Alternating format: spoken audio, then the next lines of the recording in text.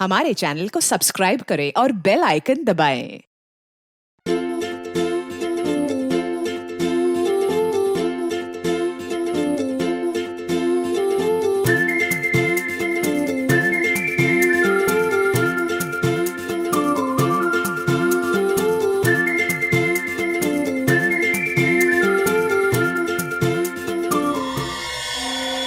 Hey, can I get you a drink? I mean, क्या पियेंगे आप?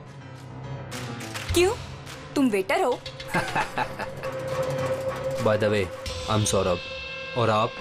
देखो, अगर तुम इस दुनिया के अकेले लड़के होते, तब भी मैं तुम पे कोई इंटरेस्ट नहीं दिखाती। तो ये नाम वाम पूछ के टाइम वेस्ट करना बंद करो।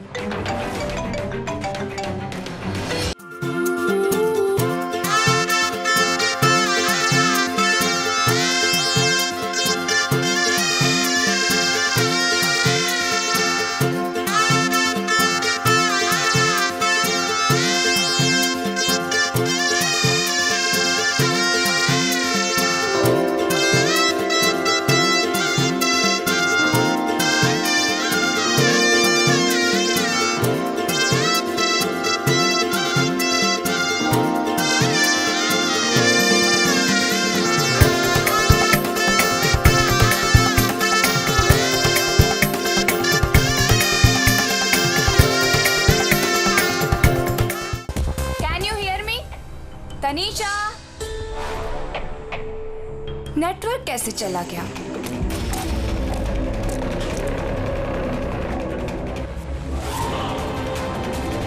फोन क्यों नहीं लग रहा है?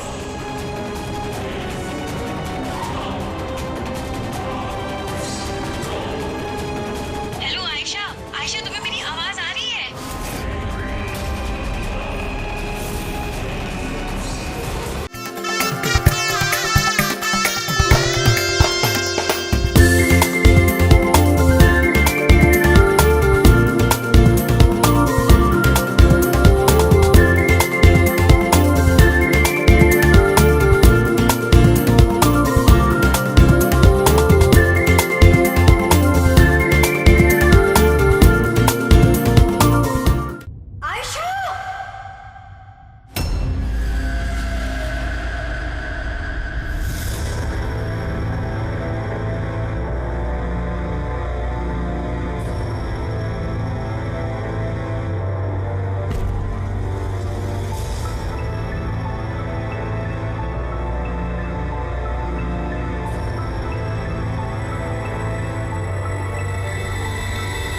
कैसे हुआ ये सब?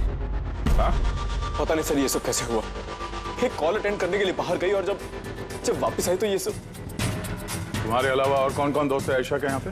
सर ये प्रीति और ये विशाल है सर, आयशा का बॉयफ्रेंड।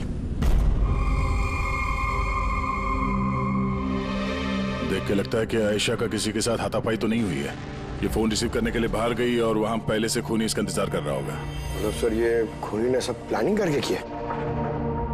नहीं पंकज, ये प्लान मर्डर तो नहीं लगता, क्योंकि अगर प्लान किया होता तो उसने किसी और हथियार का इस्तेमाल किया होता, ना कि कांच का। मतलब अचानक यहाँ पे कोई गुस्सा हो गया होगा आयशा पे और मार दिया होगा। लगता तो कुछ ऐसे ही है फ्रेडी। आयशा का यहाँ पे किसी के साथ कोई झगड़ा वगैरह हुआ था? कोई कहा सुनी? हाँ? ऐसे चुप रहने से काम नहीं चलेगा। ये सीसीटीवी कैमरा है, फुटेज देखेंगे तो पता चल ही जाएगा। सॉरी सर, सीसीटीवी कैमरे काम नहीं कर रहे। What? सीसीटीवी काम नहीं कर रहा? इतनी लापरवाही? सर वो कल आखिरी गाने के दौरान धुएं की वजह से शायद टेक्निकल एरर आ गया है। मैं जल्दी ठीक करवा लूंगा। ठीक कराओगे जब तुम्हारा ये क्लब वापस खुलेगा। जब तक ये केस सॉल्व नहीं होता तुम्हारा क्लब बंद। सर मुझे लगता है ये खून सौरभ ने किया है। अमीर बाप की बिगड़ी औलाद है। Hey, can I get you a drink? I mean, क्या पियेंगे आप? क्यों? तुम वेटर हो? By the way, I'm Saurabh. और आप? देखो, अगर तुम इस दुनिया के अकेले लड़के होते, तब भी मैं तुम पे कोई इंटरेस्ट नहीं दिखाती। तो ये नाम वाम पूछ के टाइम वेस्ट करना बंद करो।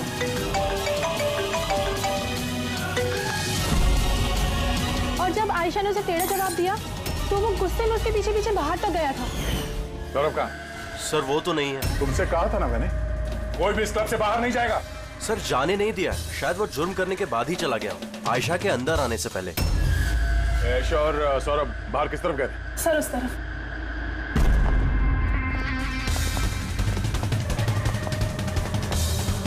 सर, खून का निशान। तो यहां से आयशा अंदर गई थी, आगे देखते हैं। सर, ये यहां भी खून के धब्बे हैं सर। पंकज, नो नो, इतना सारा खून और ये कांच के टुकड़े, लगता है आयशा पे हमला यही हुआ है। Sir,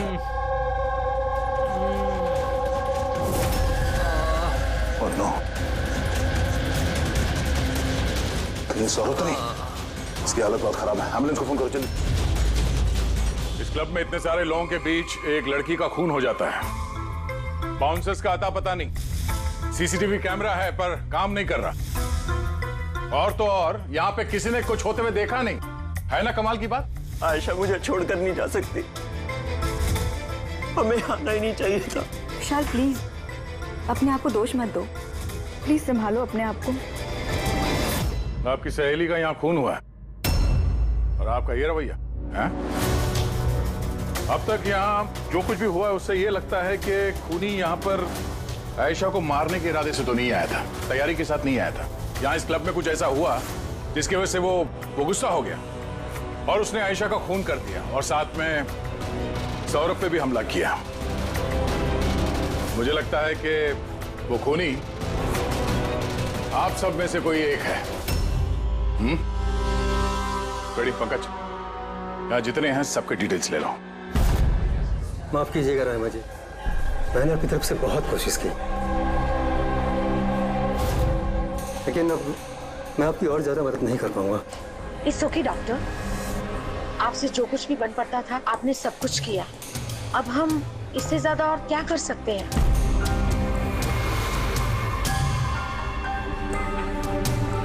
What happened, doctor? आप ठीक है ना? Yeah, I'm fine. Uneasy feel हो रहा है। Excuse me. कहाँ जा रहे हैं आप? मैं जरा वॉशरूम होकर आता हूँ। तनिषा, आयशा की मौत से पहले तुम्हारी उसके साथ फोन पर बात हुई है ना? तो क्या उस फोन कॉल के बारे में हमें कुछ डिटेल में बता सकती हो? सर, डिस्को में म्यूजिक लाउड होने की वजह से ना मैं ज्यादा कुछ सुन नहीं पाई। हाँ, पर उसको ये कहते हुए सुना। क्या हो रहा है, बता क्यों नहीं रहे हो? दर्द हो रहा है क्या? डॉक्टर के पास लेके जाओ। ये क्या कर रहे हो तुम? मतलब आयशा ये सब उस खूनी से कह रही थी? सर, उससे भी ज्यादा हैरानी की बात तो ये है कि आयशा का खूनी उसे कह रहा था वहां से भागने के लिए। बड़ी अजीब बात है। खूनी आयशा को भागने के लिए कहता है और आयशा को खूनी की चिंता है। तनिषा, एक बात बताओ, क्या उस आवाज को पहचान सकोगी जिससे आयशा बात कर रही थी? नहीं सर। सर, लेकिन अगर खूनी को आयशा की इतनी चिंता है तो फिर उसने उसे मारा क्यों? वही तो, खूनी को विक्टिम की चिंता है और विक्टिम को खूनी की चिंता।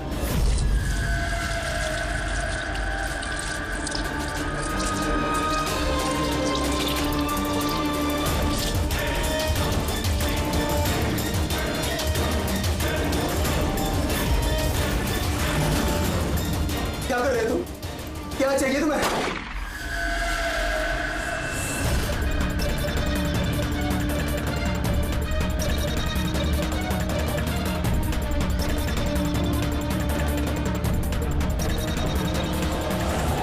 गन?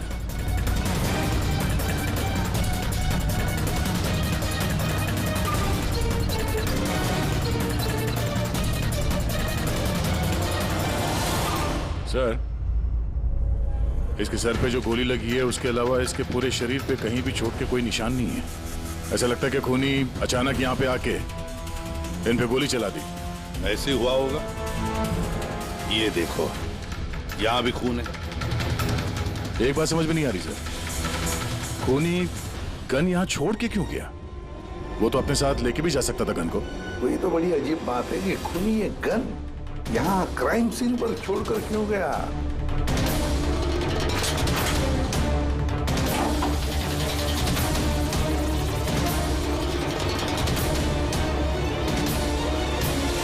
सर, ये देखिए, नीचे यहाँ पे ये टेप चिपका हुआ था। वॉश बेसिन के नीचे टेप? लगता है यहाँ टेप से कुछ चिपकाया था जो अभी यहाँ नहीं है। शायद इस केस से रिलेटेड कुछ हो। जरूर, देखते हैं।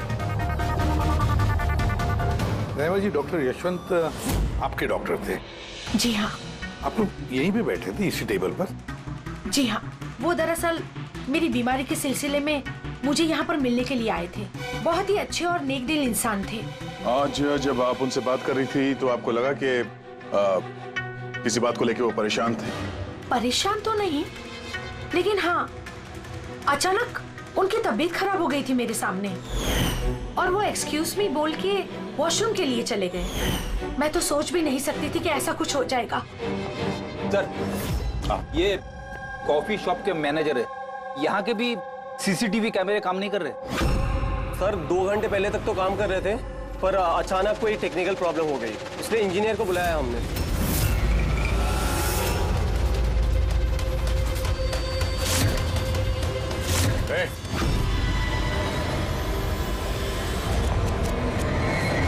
रुको जरा यहाँ ना। हेलो सर, कैसे हो आप? मेरा हालचाल छोड़ो, अपने सुनाओ। तुम दोनों यहाँ क्या कर रहे हो? वो ऐसे ही टहलने आए थे। कॉफी शॉप में टहलने आए थे? कल रात तुम्हारी सहेली का खून हो गया। तुम्हारा दूसरा दोस्त रो रो के उसका बुरा हाल है और तुम दोनों यहाँ कॉफी शॉप में टहलने आए। तो यहाँ पर भी एक खून हो गया। ये कैसा संयोग है, हैं? सच में संजोगी है सर, क्योंकि हम तो जानते भी नहीं कि डॉक्टर यशवंत है कौन। हेलो, ले आओ उसे ब्यूरो। ओके जी, okay, thank you very much. पता है पंकज, बहुत सारे लोग थे डिस्को में जब आयशा का खून हुआ, और एक एक का फोन ट्रैक करना कि मर्डर के वक्त आयशा और यशवंत के पास तो नहीं था कोई। ये मेरी तो आंखें दर्द करने लगी है।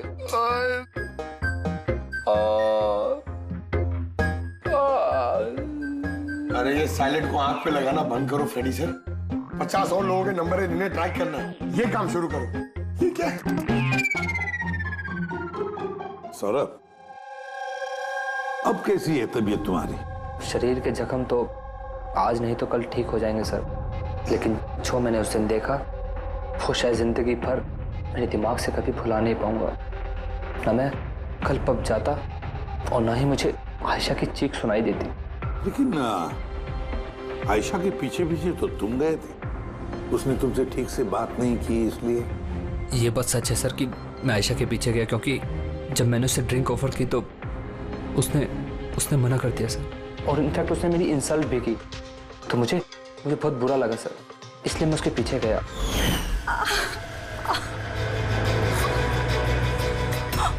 किसने किया ये सब? चलो तुम हॉस्पिटल लेके चलता हूँ। रुक।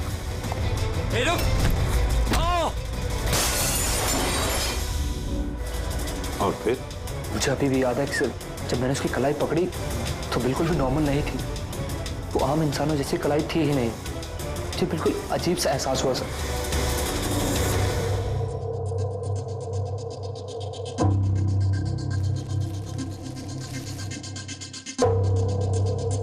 तो आप कह रहे हैं डॉक्टर साहब कि इस गन पे कुछ चिपचिपा सा लगा हुआ है? हाँ, और वो चिपचिपी चीज रबर टाइप की है, वो जैसे सेलो टेप में होता है ना, वैसा।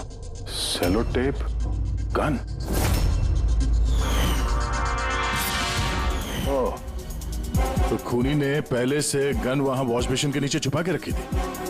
तो ये मर्डर एक प्लान्ड मर्डर था।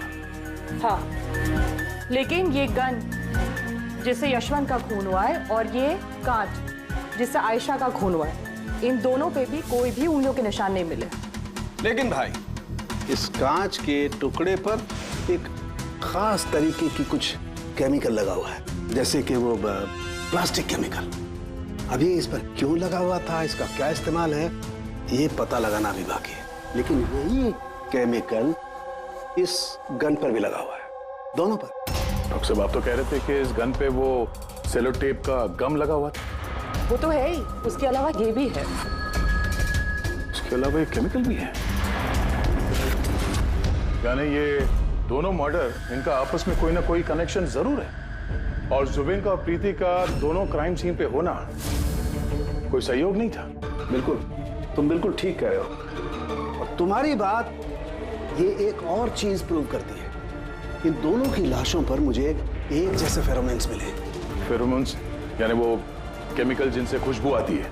हाँ, यशवंत और आयशा, इन दोनों की लाशों पर एक जैसी खुशबू। इसका मतलब बात साफ है, या तो दोनों एक जैसा परफ्यूम लगाते थे, या फिर दोनों का खून ही एक ही था। जनरली एक औरत लेडीज परफ्यूम लगाती है और एक आदमी जेंट्स परफ्यूम। अब ये दोनों एक ही तरह का परफ्यूम लगाए, चांस थोड़ा कम है, यानी इन दोनों का खूनी तो एक ही है। आयशा की मौत के बारे में दो बातें पता चली है। एक उसकी दोस्त तनीषा ने बताई और दूसरी सौरभ ने बताई। तनीषा ने बताया कि खूनी ने आयशा को वहां उस पब में से भाग जाने के लिए कहा।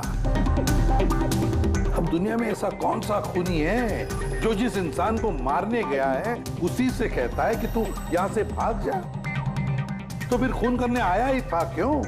नहीं नहीं नहीं नहीं नहीं नहीं नहीं, गड़बड़ है, कुछ ना कुछ तो गड़बड़ जरूर है। और सर वो दूसरी बात कौन सी? दूसरी बात सौरभ ने बताई। सौरभ ने कहा कि खूनी की कलाई कुछ अजीब सी थी, आम इंसान की तरह नहीं थी कलाई। शायद कलाई में रिस्ट वॉच या ब्रेसलेट हो। फ्रेडी, जरा दिमाग लगा के बोलो, समझे?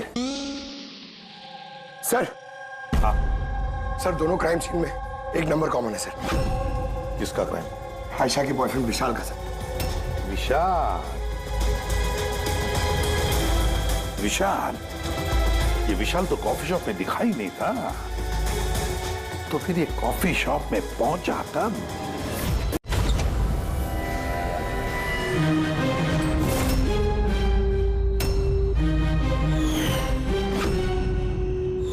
रायमा जी, आप और यहाँ? अब सर, ये मेरा ही घर है, लेकिन आप लोग यहाँ पर कैसे? डॉक्टर यशवंत के खूनी के बारे में कुछ पता चला? रहमा, ये लोग कौन है? सीआईडी ऑफिसर्स हैं। सर प्लीज आप लोग आइए ना, प्लीज कम। सीआईडी? और सर ये मेरे हस्बैंड हैं और ये मेरा छोटा बेटा संदीप। और बड़ा बेटा विशाल, वो कहाँ है? लेकिन बात क्या है सर? मनन जी, बात यह है कि हमें शक है कि डॉक्टर यशवंत और आयशा के खून में हमें लगता है शायद विशाल का कोई हाथ है। ये आप क्या कह रहे हैं? आरोप साबित नहीं हो पाया, किसी को पकड़ नहीं पाया, तो किसी को भी फंसा देंगे आप? देखिए, सीआईडी का काम है मुजरिम तक पहुंचना, ना कि किसी बेगुनाह को पकड़ के ये केस बंद कर देना। अब जरा प्लीज विशाल को बुलाइए। भैया खून नहीं कर सकते, अब प्लीज उन्हें पकड़ के लेके नहीं जाना। संदीप बेटा, हम तुम्हारे भैया को पकड़ने नहीं आए और ना हम ये कह रहे हैं कि तुम्हारे भैया ने कुछ किया है। हम तो तुम्हारे भैया से कुछ सवाल करने वाले हैं, और क्या। आप लोगों को मुझ पर शक है? एक मिनट विशाल, तुम अंदर जाओ, मैं इन सीआईडी वालों को तुम्हें परेशान नहीं करने दूंगा। देखिए, सीआईडी के काम में दखल देना भी एक जुर्म है, इसलिए प्लीज हमें अपना काम करने दीजिए। विशाल,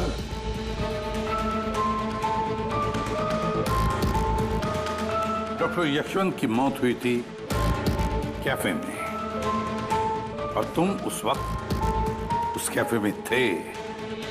क्यों, किस लिए गए थे तुम? सर, मैं तो वहां पर जुबैन और प्रीति से मिलने गया था। मुझे नहीं पता था कि यशवंत अंकल वहां पर मम्मी से मिलने आने वाले हैं। आयशा के साथ तुम्हारी अनबन चल रही थी ना? मुझे बहुत बड़ा सदमा लगा है उसकी मौत का।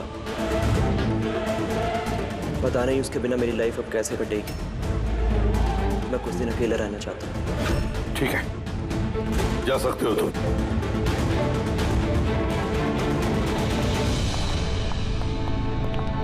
अरे आप लोग फिर से यहाँ पे भी? कभी कभी अपने घर पे जाते हो कि नहीं? हमेशा विशाल के आसपास ही नजर आते हैं। नहीं सर, ऐसी कोई बात नहीं है। एक्चुअली बहुत उदास है ना आजकल, तो हमने सोचा कि उसके साथ ही रहें। बहुत जिगरी दोस्ती है, हाँ? जुबीन, प्रीति, विशाल, कड़ी नजर रखनी पड़ेगी इन तीनों पर।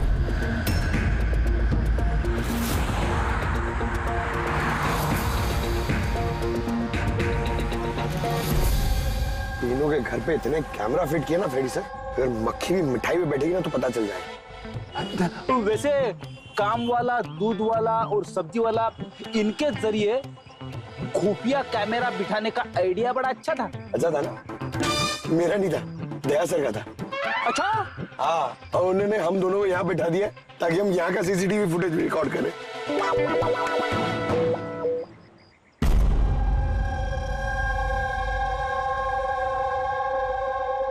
अरे बॉस, एक बहुत ही बड़ा सुराग हाथ लगा है जो इस केस की जड़ तक पहुंचा सकता है हमें। तू तो कब बताएगा? अरे बता रहा हूं ना। तो फिर बताना जल्दी यार। अरे यार सांस तो लेने दो। तुम्हें याद है वो टूटे हुए ग्लास पर और गन पर मुझे वो प्लास्टिक केमिकल मिला था? हाँ सर, क्या है वो केमिकल? वो है ग्राफीन, जो नकली चमड़ी, आर्टिफिशियल स्किन बनाने के काम में आता है। Artificial skin? हाँ। Prosthetic skin. Prosthetic skin. Prosthetic. Daya, याद है सौरभ ने क्या बताया था कि खूनी के हाथ में उसने कुछ अजीब सा देखा था। Prosthetic skin, prosthetic arm. तो ये खून किसी रोबोट के जरिए तो नहीं हो रहे? ऐसा खूनी का यूं मदद मांगना, ऐसा तो नहीं कि ये खून अनइंटेंशनली हो रहे हैं, बिना चाहे? नहीं दया, बिना चाहे खून कैसे हो सकता है? रही बात इस रोबोटिक आर्म की, ये रोबोटिक आर्म तो किसी के इशारे पर ही चलेगी ना। क्या समझे? ऐसा कोई आदमी है जो इस रोबोटिक्स में, प्रोस्थेटिक आर्म बोल, रोबोटिक आर्म बोल, पूरे रोबोट के बारे में अच्छी तरह से जानकारी रखता है? हाँ है ना, डॉक्टर जैस्मीन। मिलते हैं इस डॉक्टर जैस्मीन से।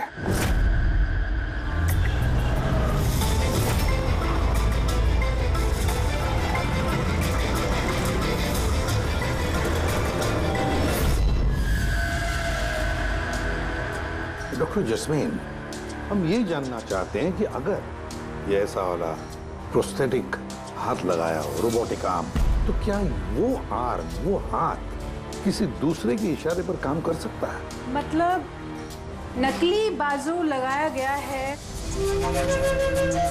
ए को, लेकिन इस बाजू से क्या काम करवाना है इसका कंट्रोल ए के पास नहीं बल्कि बी के पास है। क्योंकि हमें शक है कि इस केस में खूनी खून अपनी मर्जी से नहीं कर रहा है, कोई और उससे करवा रहा है। सर ये सुनने में जितना मुश्किल है दरअसल नामुमकिन नहीं है। जैनिश, जरा दामिनी को अंदर भेजो। हाँ, वही मरीज जिसका कल टेस्ट हुआ था। मरीज?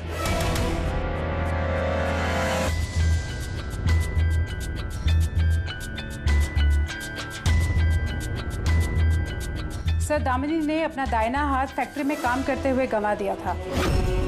हाँ सर, मशीन में आ गया था मेरा हाथ, इसलिए हमने इसे ये लू काम लगाया है जिसका कंट्रोल इंसानी दिमाग के पास ही है। एक नकली बाजू इंसानी दिमाग के जरिए काम कर रहा है, मगर कैसे? सर, साइंस ने बहुत तरक्की कर ली है। ये योला यानी लूक आर्म अपने आप में एक नया और पहला आविष्कार है। मान लीजिए इसमें एक चिप है, या यूँ कहिए इसमें एक सॉफ्टवेयर है जो इंसान के दिमाग की फ्रीक्वेंसी को पकड़कर ठीक वैसे ही काम करता है जैसे एक नॉर्मल ह्यूमन बीइंग का हैंड, उठना, बैठना, चलना, ये सभी कमांड्स को समझता है। ग्रेट, साइंस ने वाकई बहुत तरक्की की है। वाकई रोबोटिक आर्म।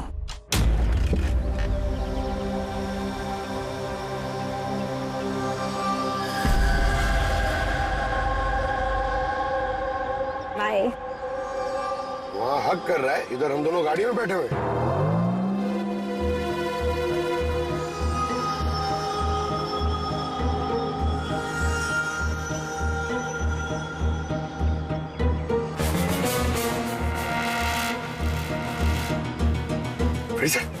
ये विशाल तो प्रीति के घर जा रहा है।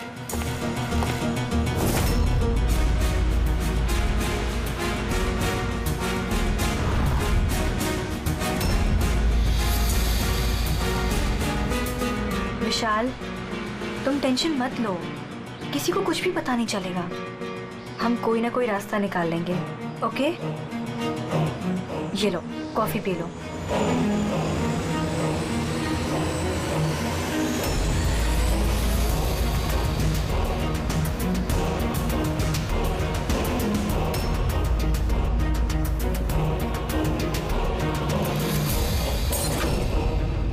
विशाल, Preeti, are you okay? Preeti भाग, प्रीति भाग, विशाल, भाग।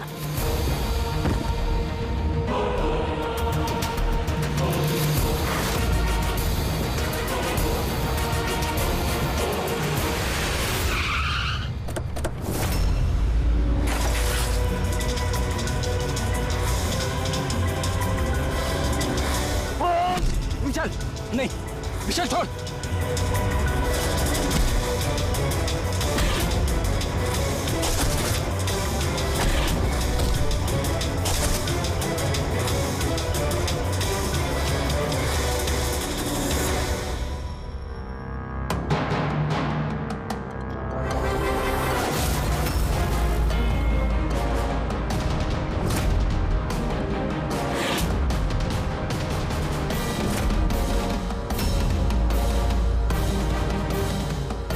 मैं मानता हूँ आयशा और डॉक्टर यशवंत का खून मेरे ही हाथ से हुआ था।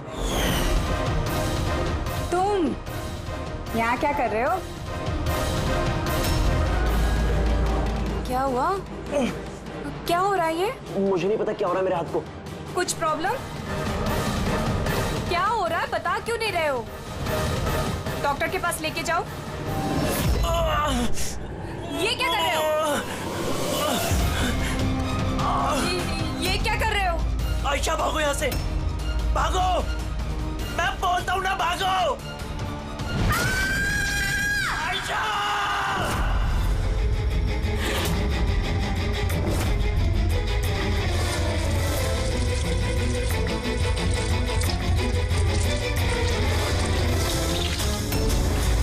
डॉक्टर निकलो यहाँ से। क्या कर रहे हो तुम? डॉक्टर निकलो यहाँ से। क्या चाहिए तुम्हें? डॉक्टर यहाँ से जाओ। डॉक्टर देखो गोली भी चला रहे हो तुम। डॉक्टर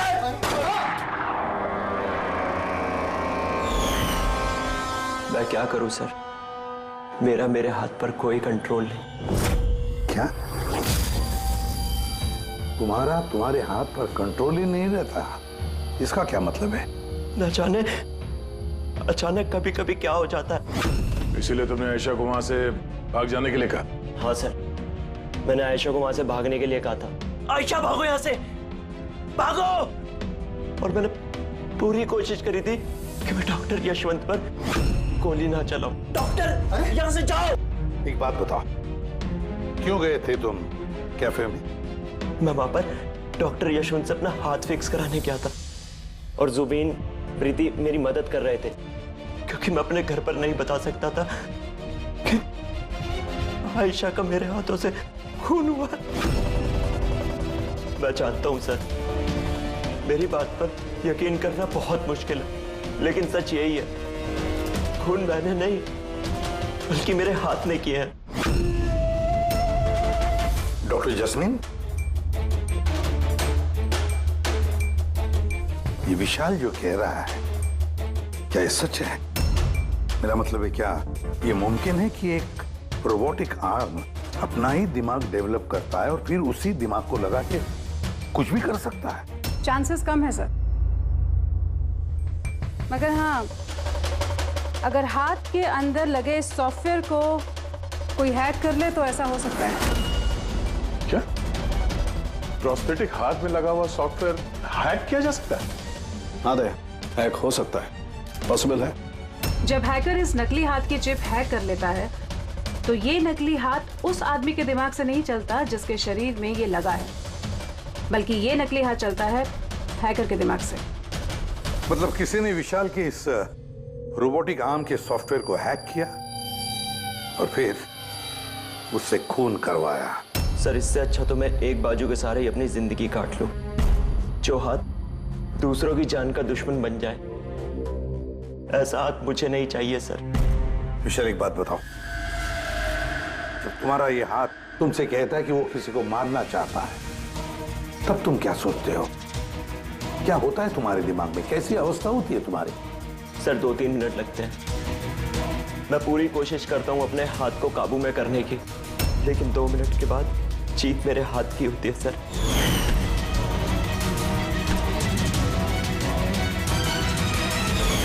चिंता मत करो, अब हम तुम्हारे इस रोबोटिक आर्म के अंदर एक ट्रांसमीटर फिट करेंगे, जिससे हमें पता चलेगा कि वो किसी को मारना चाहता है या फिर किसी और से उसे इशारा मिल रहा है कि जाकर खून करो। ये भी हमें पता चल जाएगा। वैसे एक बात बताओ विशाल, ये तुम्हारा असली हाथ गंवाया कैसे? सर, मैं पिछले साल खंडाला जा रहा था और एक रोड एक्सीडेंट।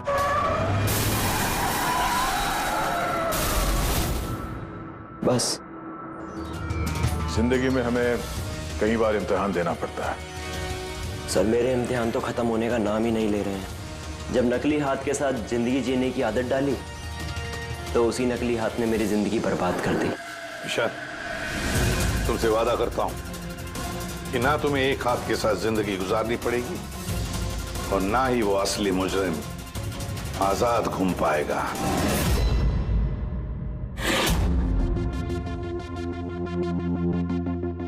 विशाल, मुजरिम ने पहले विशाल से आयशा का खून करवाया। आयशा, जिससे विशाल बेहद प्यार करता था। फिर खून करवाया डॉक्टर यशवंत का, जो विशाल की मदद करते थे। और फिर जान लेनी चाहिए प्रीति की, जो विशाल की दोस्त थी। सारे के सारे विशाल के शुभचिंतक, सारे के सारे विशाल के आसपास वाले, सब के सब विशाल के करीबी। तो फिर ये मुजरिम कौन हो सकता है? कौन हो सकता है ये मुजरिम? ये भी तो कोई करीबी हो सकता है, विशाल का करीबी। पंकज, विशाल के एक्सीडेंट के सारे डिटेल चाहिए मुझे, सारे के सारे। हेलो सर, मैं जसपाल, कंप्यूटर एक्सपर्ट। जी। कंप्यूटर हैकिंग जानते हो? बड़े से बड़ा कंप्यूटर हो या कोई सर्वर, चुटकियों में हैक कर सकता हूँ। रोबोटिक आर्म का सिस्टम हैक करना है, कर सकोगे? जी सर, बिल्कुल। ये रहे सारी डिटेल्स। हो जाएगा सर, और इसके लिए मैं ट्रेस राउटिंग का यूज करूंगा। Trace routing? जी हाँ सर, इस तकनीक के जरिए विशाल के आसपास के जो भी कंप्यूटर है उन्हें देख सकता हूँ। अक्सर मशीन के आखिरी में जो होस्ट नेम एड्रेस होता है वही हैकर का होता है। अच्छा। और ट्रेस राउटिंग के जरिए हम शहर के किसी भी इलाके में बैठा अगर हैकर होगा तो इजीली पता चल जाएगा। फैंटास्टिक। अब जिस किसी ने भी विशाल के रोबोटिक आर्म का सिस्टम हैक किया, अब हम उसके सिस्टम को हैक करेंगे।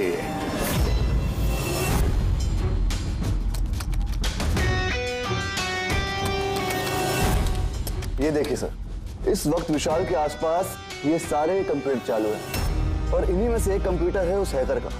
बस एक बार पता चल जाए वो कंप्यूटर कौन सा है, फिर हमारा काम आसान हो जाएगा। जसपाल, जल्दी करो, हमारे पास वक्त बहुत कम है। विशाल ने आज मुझे घर पे क्यों बुलाया है? अंकल आंटी भी नहीं है और पता नहीं क्या बात है।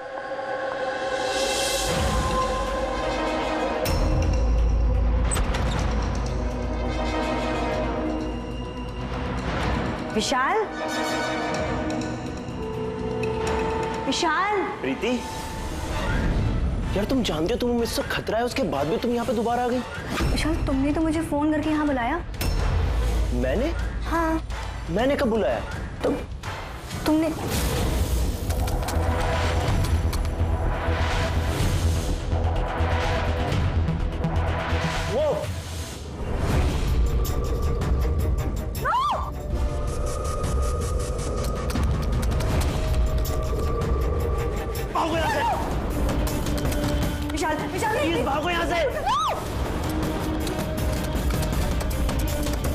विशाल please, Vishal, Vishal please.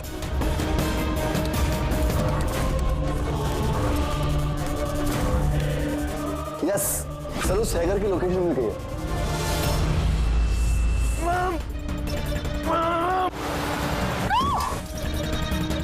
Vishal, no, विशाल, विशाल,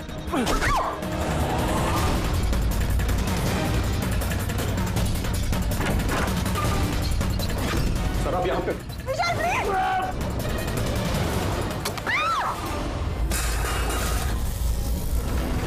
बहुत हो गई हैकिंग।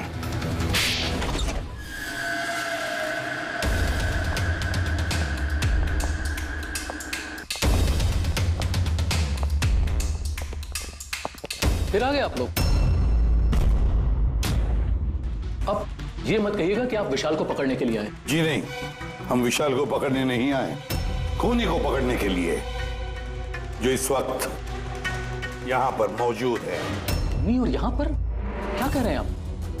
अब अपना झूठा इल्जाम आप किसके ऊपर लगाने आए हैं? मनन जी, पिछले साल एक गाड़ी का एक्सीडेंट हुआ था खंडाला में। 3 लोग थे उस गाड़ी में। 22 साल का लड़का विशाल, 15 साल का बच्चा संदीप और 9 साल की छोटी बच्ची सोनिया। गाड़ी विशाल चला रहा था। कार का एक्सीडेंट बहुत बुरा था। बच्ची सोनिया की जगह पे मौत हो गई और संदीप पैरालाइज हो गया। ये अभी चल नहीं सकता। ये सब आपको कैसे पता चला अंकल? इस एक्सीडेंट में सबसे कम चोट लगी विशाल को। हालांकि जो चोट लगी वो कम नहीं, विशाल को अपना हाथ गंवाना पड़ा। वैसे विशाल आपका सौतेला बेटा है ना?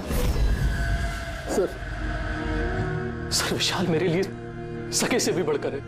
सर आई रिक्वेस्ट यू, आप विशाल के लिए सौतेला शब्द यूज मत कीजिए सर। आई एम सॉरी मनन जी। काश सभी माता पिता आप जैसा विचार करते हैं। काश रहमा जी ऐसा विचार करती है ना रहमा जी?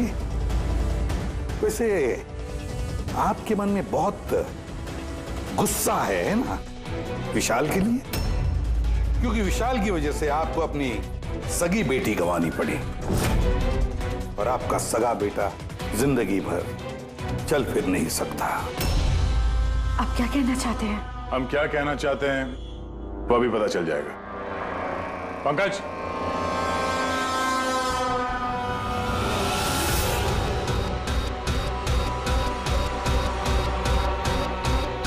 सॉरी आंटी, लेकिन मैंने इन्हें सब कुछ बता दिया कि आप ही के कहने पर मैंने ये सब किया।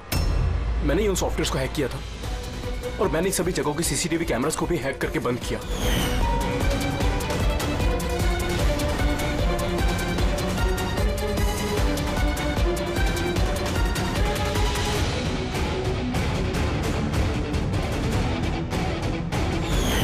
विशाल से बदला लेने के लिए पहले उसकी गर्लफ्रेंड को मारा, उसके बाद उस डॉक्टर को जो विशाल की मदद कर सकता था, उसके बाद प्रीति पर हमला। ये सब करने के लिए मुझे आंटी ने ढेर सारे पैसे दिए थे।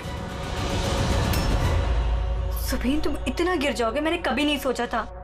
चलिए, सच्चाई अब आप सबके सामने आ ही गई है, तो मैं आप सबको यह भी बता दूं कि मैं तुम्हें मारने के बाद खुद मनन को भी मारने वाली थी, क्योंकि जिस तरह से मेरे अपनों ने चोट खाई है, मैं भी चाहती थी कि विशाल भी उसी दर्द से गुजरे, उसे भी उतनी ही तकलीफ हो। वो एक्सीडेंट था, एक गलती। गलती? तुम्हारी एक गलती की वजह से मेरी पूरी जिंदगी में अंधेरा छा गया। तुमने लापरवाही से गाड़ी चलाई और सजा किसको मिली? मुझे और मेरे बच्चों को। मम्मी, मैंने हमेशा तुम्हें मां नहीं भगवान समझा। अगर ये सब करके तुम्हें सुकून मिल रहा था तो मुझसे एक बार कहा तो होता, मैं अपनी जान दे देता। मुझे तुम्हारी जान नहीं चाहिए थी, मैं तो तुम्हें जीते जी दुख भरी जिंदगी देना चाहती थी। और आप सब मुझे दोष नहीं दे सकते, क्योंकि मैंने जो कुछ भी किया मैंने ममता के लिए किया। रहमा जी, मां इतना हल्का शब्द नहीं जो किसी औरत को मुजरिम बना दे। अरे मां तो वो होती है जो सिर्फ अपने ही नहीं दूसरों के बच्चों को ममता, प्यार और स्नेह से देखती है। विशाल भले तुम्हारा सगा बेटा नहीं था, लेकिन बेटा तो था ना, वो तुम्हारे परिवार का हिस्सा था। वो कोई मां अपने बेटे से बदला कैसा ले सकती है? हाँ? वो भी इस तरह का बदला।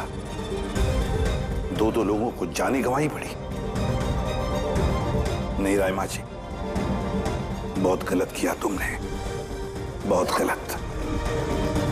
कानून तुम्हें कभी माफ नहीं करेगा, कभी माफ नहीं करेगा। कड़ी से कड़ी सजा होगी तुम्हें।